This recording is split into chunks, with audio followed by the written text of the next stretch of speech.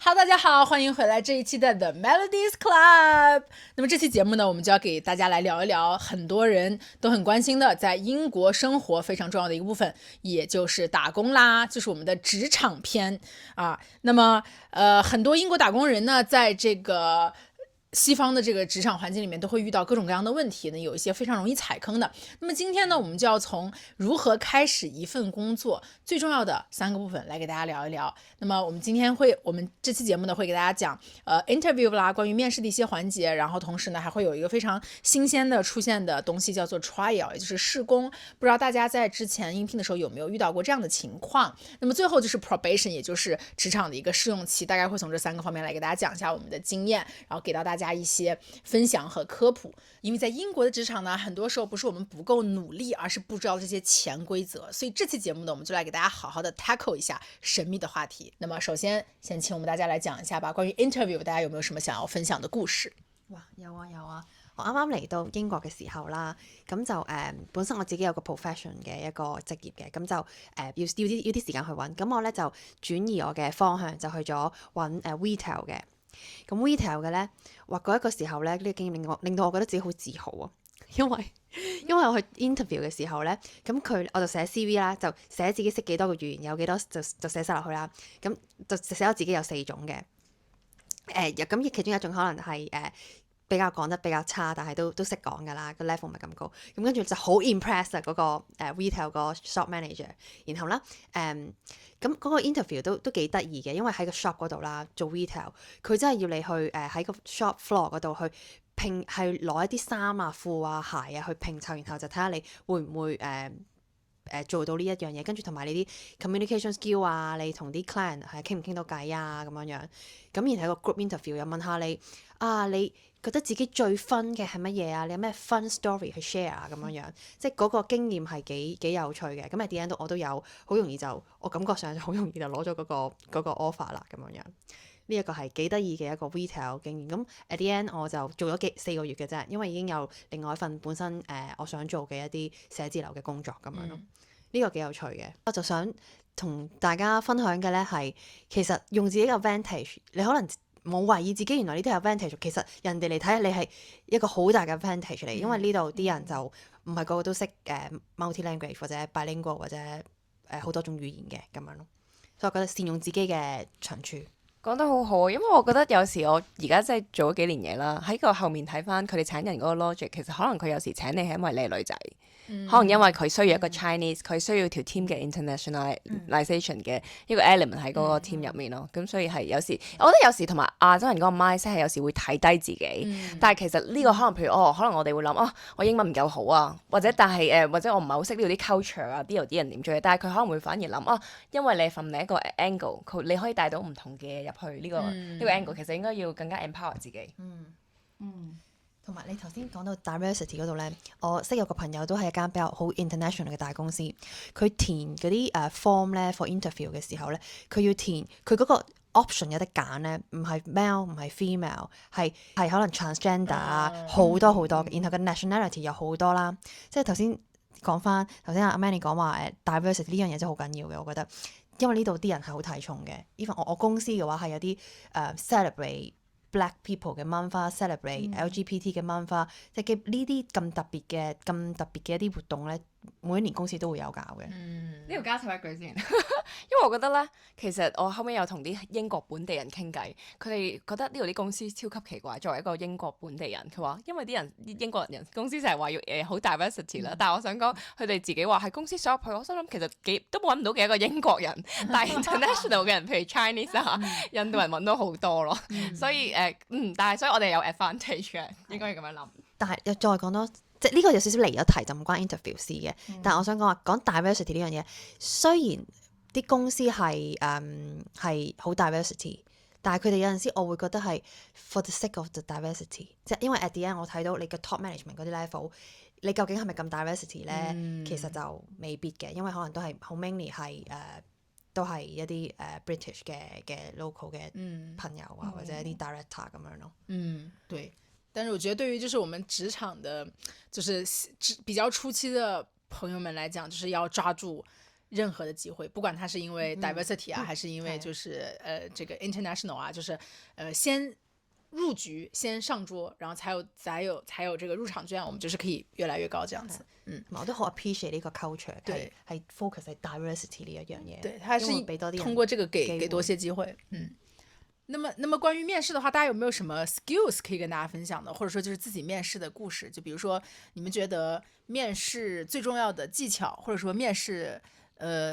作為面試官，你覺得面試官會最看重的3點是什麼？或者自己在過往的面試過程當中，覺得我是因為做到了哪一點，或者哪一方面表現得比較好，然後得到了這個 offer？ 我唔想咁樣講，但係真係 fake it until you make it 我覺得自信係最緊要，即係如果調翻轉嗰個角色去諗啦，即係你係一個面試官今日，然後你去睇嗰個 candidate， 如果佢係一個好眼神閃縮或者係好冇自信去講啲嘢甩甩咳咳咁樣，其實你都會對佢可能印象都會扣分。咁所以其實我覺得自信心係最緊要咯。即係有陣時內容其實好多人都可以講到好多好多內容，但係當你如果唔夠自信嘅時候，可能你會突然間會怯場。所以我覺得成個面試嘅過程，可能自信係其中一個你最緊要嘅一個 soft skills 啊。因為我嘅interview 嘅 experience 入邊咧，其實我喺英國通常即係我而家做緊嘅工咧，都要 in 幾多 round 嘅，即係都要 in 4至5 round。咁所以有陣時即係譬如直屬上司見你，同埋 HR 同埋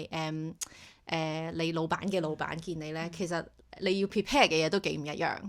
咁我覺得而家我就會通常揾 ChatGPT 幫我做一啲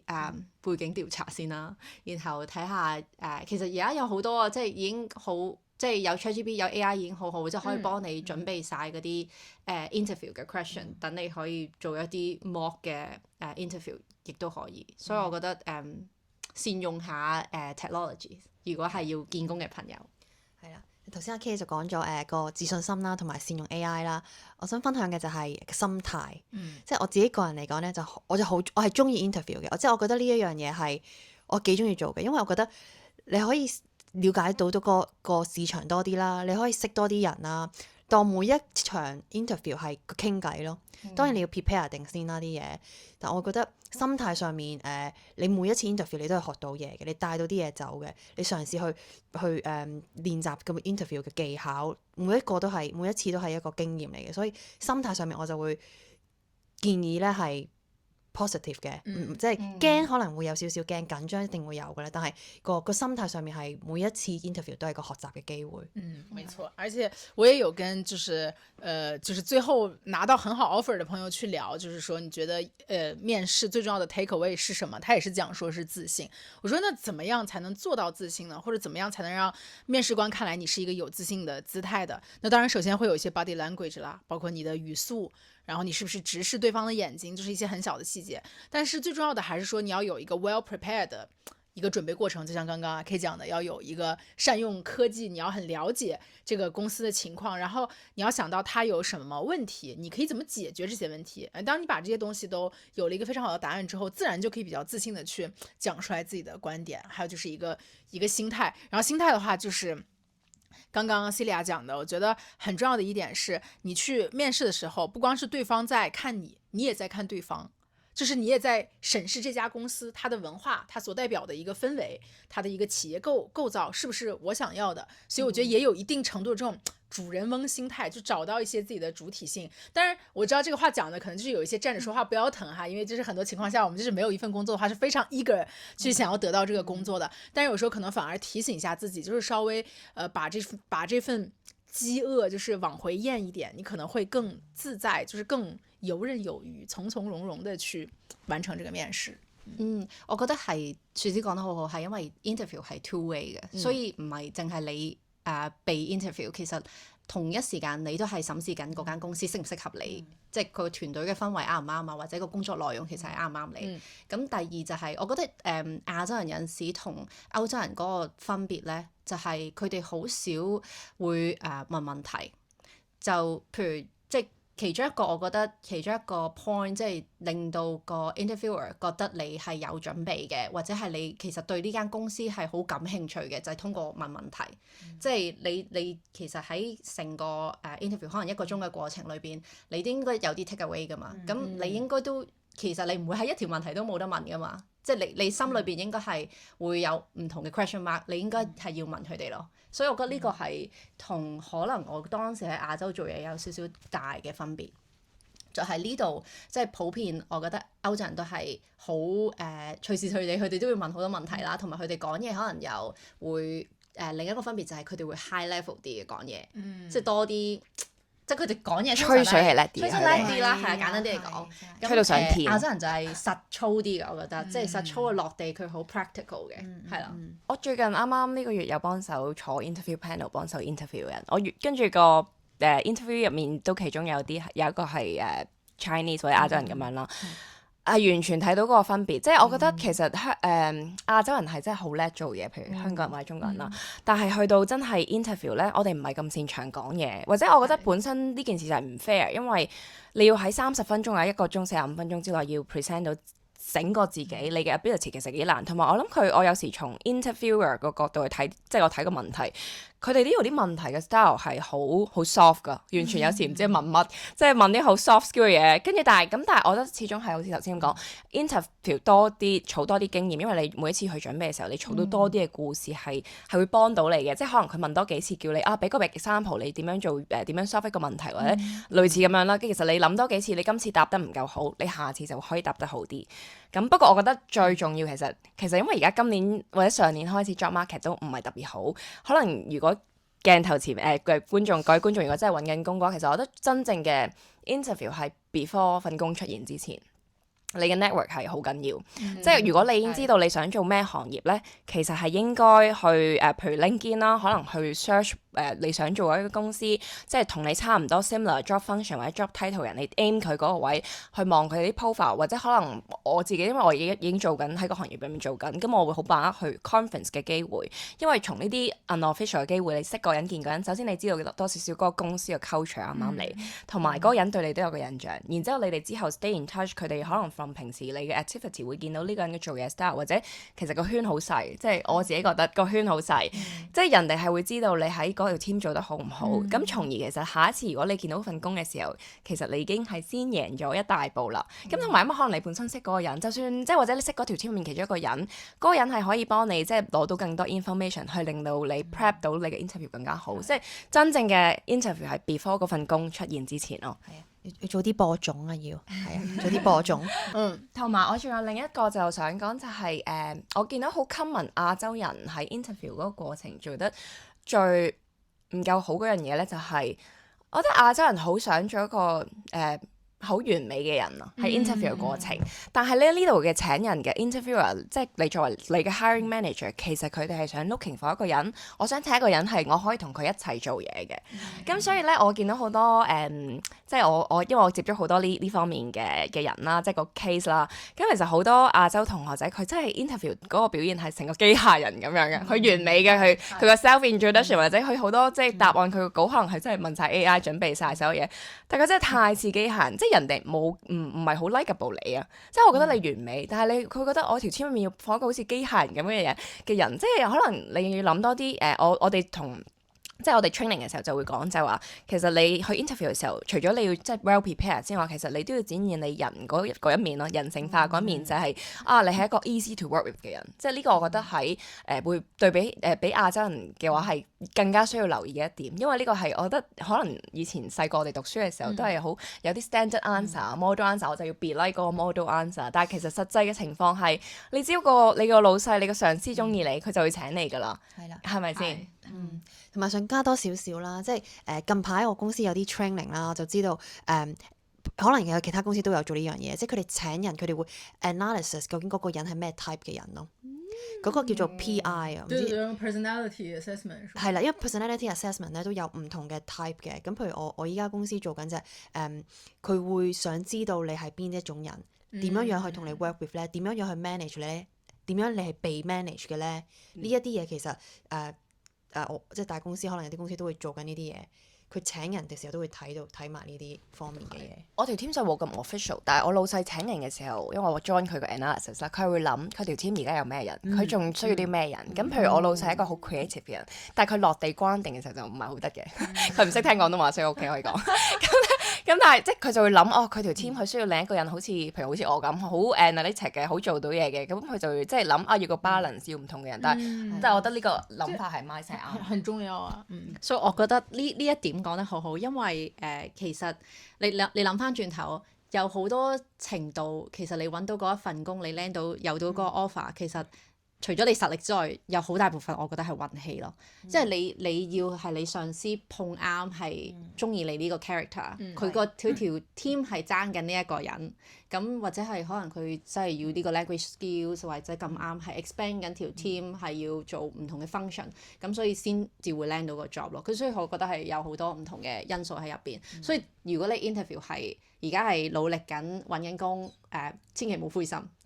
同埋我必須要講，必須要補充一句就係，其實可能如果 just in case 你真係揾緊工或者諗住轉工咧，其實 ultimately 你只係需要一份工，咁所以可能咁啱你仲揾緊啫，就未嗰份工未到，係啦在路上等多陣啦。冇錯。非常好，非常好。那麼關於面試，我們剛剛分享了很多，我覺得非常有用啊，也很激動人心、鼓勵人心的話語。我想到在這邊有一個比較特別的東西，可能之前沒有經歷過，就是試工啊 trial， 大家有這個經歷嗎？有。咁就之前我咪頭先講話我做咗個 retail 嘅工作㗎嘛，跟住我就有一份professional 我自己嗰份 professional 嘅 offer 啦。咁就話說我喺做 retail 工作嘅時候咧，就請咗2日假。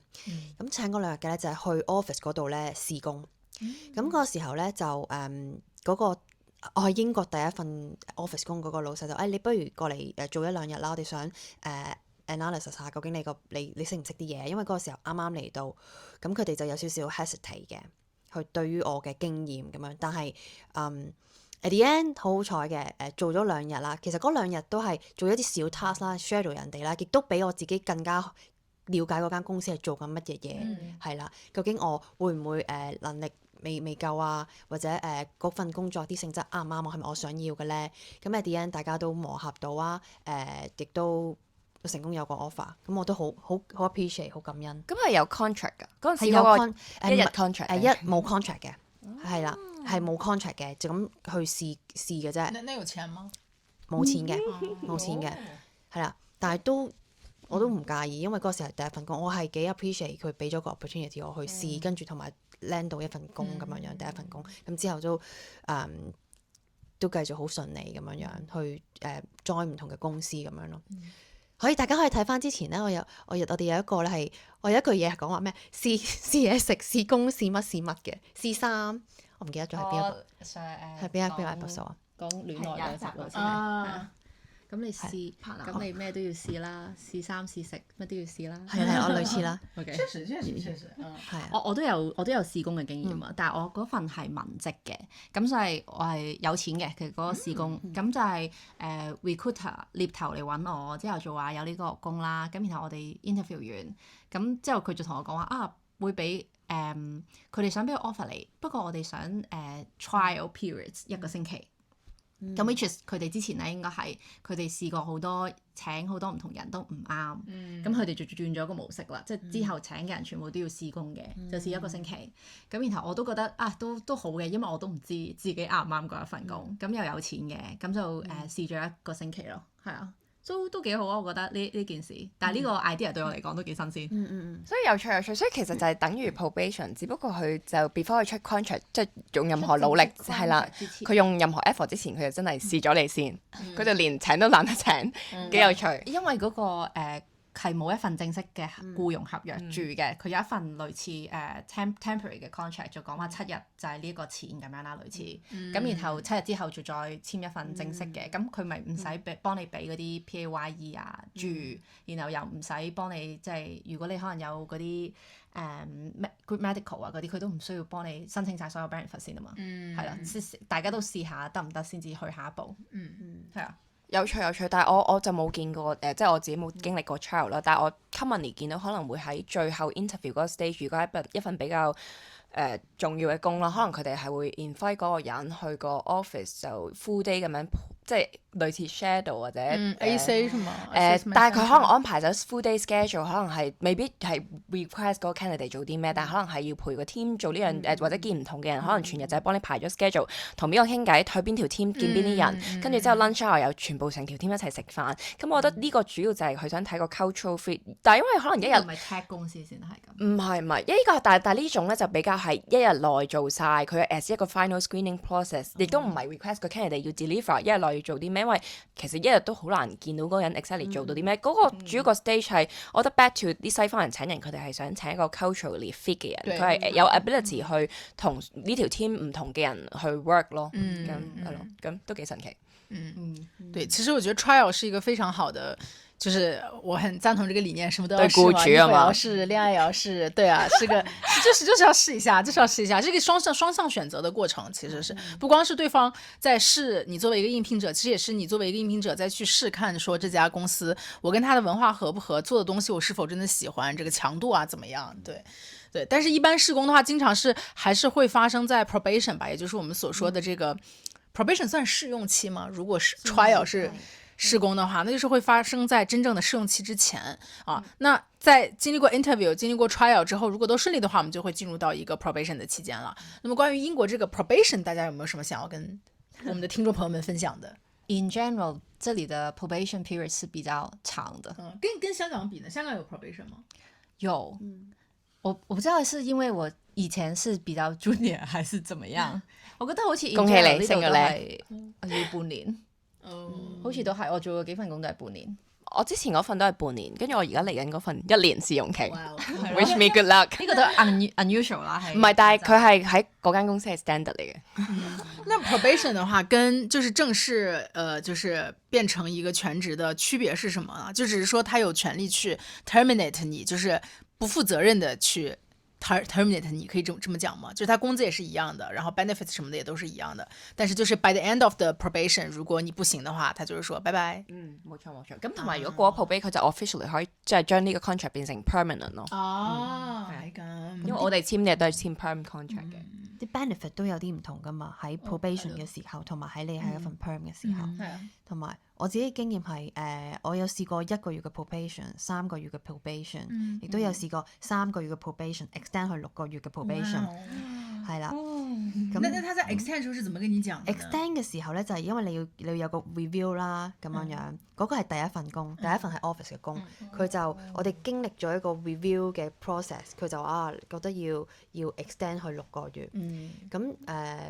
都 make sense 嘅，因為嗰個時候可能我啲 project 又唔係咁多啊，你都好難，你唔夠嘢做，你點樣去睇到我有冇 achieve 到佢要我嘅 standard 咧？咁所以就係啲人就assign 多啲 project， 然後就 extend 到去6個月咁樣咯。係。我想講，但係睇公司，因為譬如我公司其實 probation 同 perm contract 一樣福利，因為都係冇乜福利。嗱咁又唔係咁講啦 Manny， 你嗰個香港福利比較好，因為你嘅福利咧永遠都係人哋你睇人啲 annual leave 嗰啲你睇人好咯，冇乜特別。睇你好。你嗰個係你請問 Manny 你有幾多個年假咧？我而家本身有27嘅，如果喺同一間公司做多年，我就會有28嘅。但係我新公司有30，所以我 happy to 嘅。係30加 bank holiday， 係30加 bank holiday 再加聖誕多幾日。係啦，阿 K 你而家有幾多？我正常咯，25日咯。我都係25日 plus bank holiday 嘅。 20天的在這裡哦。我都係過咗 probation 先至會有其他 benefit 咋。